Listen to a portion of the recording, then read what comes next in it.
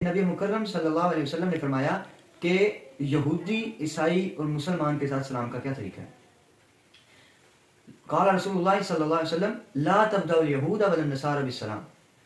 کہ نہ تم سلام میں ابتدا کرو یہودیوں اور عیسائیوں کے ساتھ۔ ایک مرتبہ نبی مکرم صلی اللہ علیہ وسلم بیٹھے تھے کہ ایک یہودی آیا اور اس نے آگے کہا السلام علیکم، یعنی کہ اس نے السلام علیکم کی لام کو ہٹا کے السلام علیکم کہا۔ اس کا مطلب بنتا ہے کہ تم پر موت ہو۔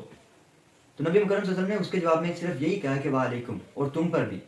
اور دوسری حدیث میں کہ اگر تمہیں کوئی یہودی یا عیسائی سلام کرے تو تم اس کے جواب میں صرف یہ کہو کہ وعلیکم۔ السلام علیکم ورحمۃ اللہ وبرکاتہ۔ الحمدللہ وحدہ والصلاۃ والسلام علی من لا نبی بعدہ، اشہد ان لا الہ الا اللہ وحدہ لا شریک لہ واشہد ان محمدا عبدہ ورسولہ۔ وعن ابی ہریرہ رضی اللہ تعالی عنہ قال قال رسول اللہ صلی اللہ علیہ وآلہ وسلم حق المسلم علی المسلم ست اذا لقیتہ فسلم علیہ واذا دعاک فاجبہ واذا استنصحک فانصحہ واذا عطس فحمد اللہ فشمتہ واذا مرض فعودہ واذا مات فاتبعہ۔ محترم بھائیو، نبی مکرم صلی اللہ علیہ وآلہ وسلم نے فرمایا کہ مسلمان بھائی کے اوپر 6 حق ہیں۔ سب سے پہلا حق یہ ہے کہ وہ جب کسی مسلمان بھائی کو ملے تو اسے سلام کرے،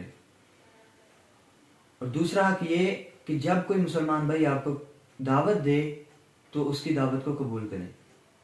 اور تیسرا حق یہ ہے کہ جب کوئی مسلمان بھائی چھینک لے اور پھر اس کے اوپر اللہ تعالیٰ کی تعریف بیان کرے یعنی الحمدللہ کہے،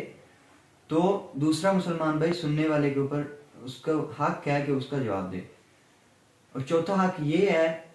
کہ جب کوئی مسلمان بھائی آپ سے مشورہ طلب کرے تو آپ اسے اچھا مشورہ دیں، اور اسی طرح پانچواں حق یہ ہے کہ جب کوئی مسلمان بھائی بیمار ہو جائے تو دوسرے مسلمان بھائی کو چاہیے کہ وہ اس کی تیمارداری کرے، اور اسی طرح چھٹا اور آخری حق مسلمان بھائی کے اوپر یہ ہے کہ جب کوئی مسلمان بھائی فوت ہو جائے تو دوسرے مسلمان بھائی کو چاہیے کہ اس کا جنازہ ادا کرے اور اس کی تدفین کرے۔ محترم بھائیوں، سب سے پہلا حق یہ ہے کہ جب کوئی مسلمان بھائی کسی مسلمان بھائی کو ملے تو سب سے پہلے اسے چاہیے کہ وہ اسے سلام کرے۔ یہ سب سے پہلا حق ہے مسلمان کے حقوق کے اوپر۔ اسلام ایک بہت اچھا دین ہے جس نے انسان کے زندگی کے بارے میں ہر ایک چیز کے بارے میں بتا دیا،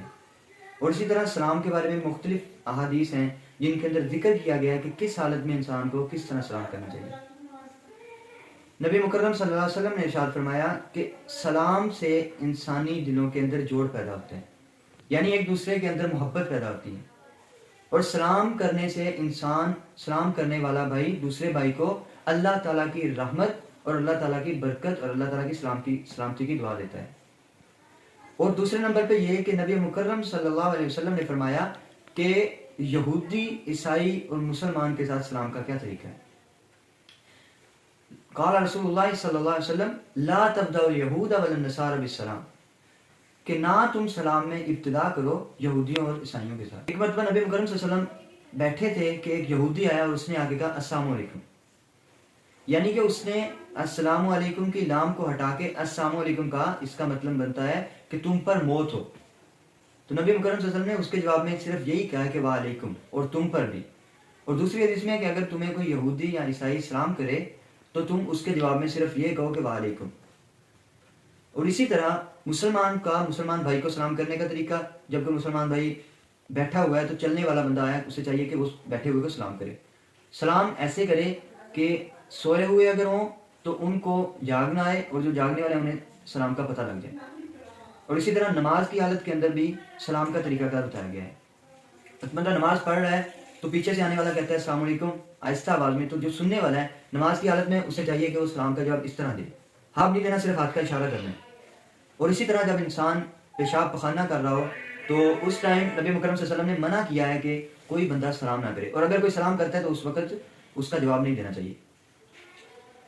محترم بھائیو، 4 جو عمل ہیں جنت میں لے کے جانے والے، ان میں سے بھی ایک عمل یہ ہے کہ افش السلام، سلام کو عام کر دو۔